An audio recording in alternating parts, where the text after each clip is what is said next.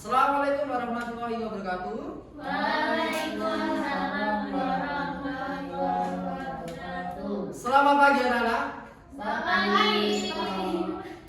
Bagaimana kabarnya hari ini? Alhamdulillah. Baik, alhamdulillah betul. Sebelum kita mulai pelajaran pada hari ini, mari kita berdoa terlebih dahulu. Untuk kata kelas, bisa memimpin teman-temannya untuk berdoa. Sebelum mengawali pelajaran pada pagi hari ini, karena kita berdoa menurut kepercayaan masing-masing. Berdoa dimulai. Berdoa selesai. Oke anak. Hari ini kita akan belajar tentang memahami tes argumentasi. Pernahkah kalian menyampaikan sebuah pendapat kalian untuk menyakitkan orang lain? Pernah. Coba, contohnya. Waktu maaf Pak, saya lupa. Nyalain. Mungkin pernah kayak menyakitkan, semisal pendapat, Pak, pendapat saya begini Pak. Oh iya, pernah Pak, pendapat waktu diskusi kelompok Ya. terkait mata pelajaran biologi. Terus bagaimana? Saya memberikan fakta untuk memperkuat argumen saya. Nah, seperti itu contohnya tes argumentasi. Jadi tujuan pembelajaran kita hari ini adalah ada beberapa. Nah, yang pertama adalah menjelaskan pengertian tes argumentasi. Kedua tentang struktur dan ciri tes. Yang ketiga menemukan ide pokok dan kalimat pendukung. Yang keempat memberikan fakta dan opini. Yang kelima menulis tes argumentasi. Jadi nanti kalian akan ada penugasan yakni menulis tes argumentasi. Nah, selanjutnya yakni terkait materi argumentasi. Apa itu tes argumentasi?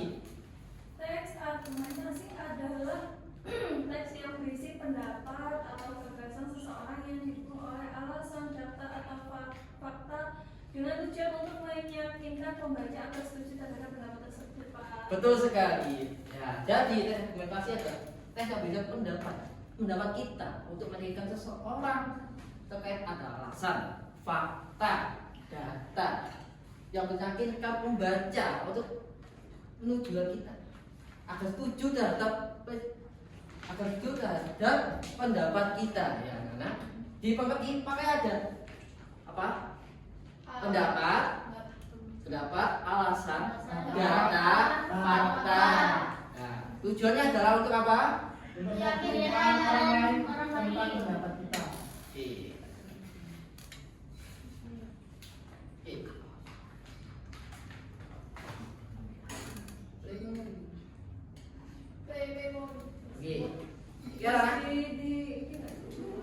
Ini adalah contoh dari tes argumentasi. Setelah kalian belajar tadi membedakan ide pokok dan ide penjelas, ini adalah contoh dari tes argumentasi. Ada yang tahu mana ide pokok dan mana ide penjelasnya? Bisa dilihat? Oke, bisa maju. Silakan mungkin teman-teman. Ada yang tahu ide pokoknya mana, ide penjelasnya mana dari tes argumentasi ini? Ya Pak. Ya, boleh. Boleh, Mas Imam. Boleh, ini aja. Oke. Untuk menemukan ide pokok dari teks argumentasi yang berjudul fenomena urbanisasi adalah ide pokoknya berisi urbanisasi merupakan fenomena global yang membawa berbagai tantangan serius bagi kota. Itu ide pokoknya. Kemudian untuk ide penjelasnya, yaitu yang pertama urbanisasi adalah perpindahan penduduk dari desa ke kota. Kemudian yang kedua, fenomena ini terjadi seiring kemajuan industri dan ekonomi. Dan yang terakhir yang ketiga, kota menarik penduduk karena peluang kerja, pendidikan dan juga fasilitas yang modern. Benar sekali. Jadi ada beberapa ide pokok dari penjelas yang dikatakan yang disampaikan oleh Mas Imam itu sudah benar. Selanjutnya yang ini tentang penugasan. Jadi nanti ada beberapa tes argumentasi. Nanti kalian dibagi menjadi beberapa kelompok. Hitung aja ya. Ya. Ada 2 kelompok. Hitung. 1, 2. 1. 2. Oke, kelompok 1 berkumpul dengan kelompok 1, kelompok 2 berkumpul dengan kelompok 2. Oke, silakan berkumpul pada kelompok masing-masing. Oke. Sila di sini. Oke.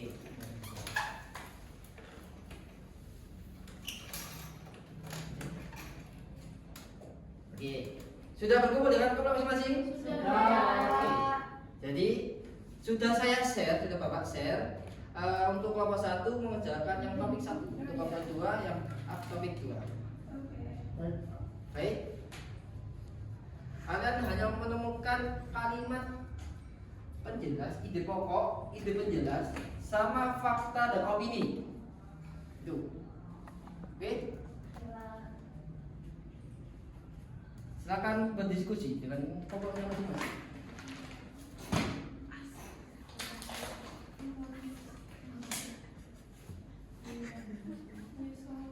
Apakah sudah? Apakah sudah, anak-anak? Sudah, Bapak. Sudah, oke. Yang ingin maju ke depan? Siapa? Saya, Bapak. Oke, dari kelompok mana? Dari kelompok 1. 1. 2. Oh, 2 ya. Oke, dari kelompok 2. Untuk kelompok 1 bisa kelompok 2 untuk maju, kelompok 1 bisa menanggapi nanti dari penjelasan dari kelompok 2. Baik. Baik, kami dari kelompok 2 akan menyampaikan hasil kerja kami terkait ide pokok dan ide penjelas yang kami temukan pada teks dari pagi ke beras analog. Untuk ditemukan ide pokok pada paragraf pertama, yakni masyarakat Indonesia masih sangat bergantung pada nasi sebagai sumber karbohidrat utama. Lalu untuk ide penjelas dari ide pokok tersebut adalah banyak orang merasa belum makan banyak orang merasa belum makan jika belum makan nasi. Beras menyumbang sekitar 54% konsumsi energi per kapita masyarakat Indonesia.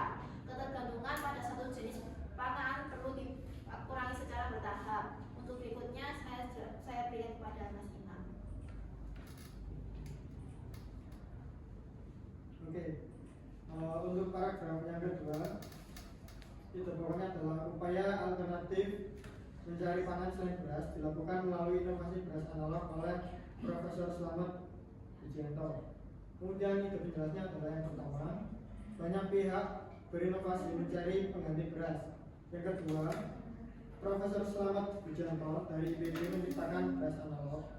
Kemudian dari ide penjelas ketiga yaitu penciptaan beras analog didasari keprihatinan terhadap ketergantungan pada beras.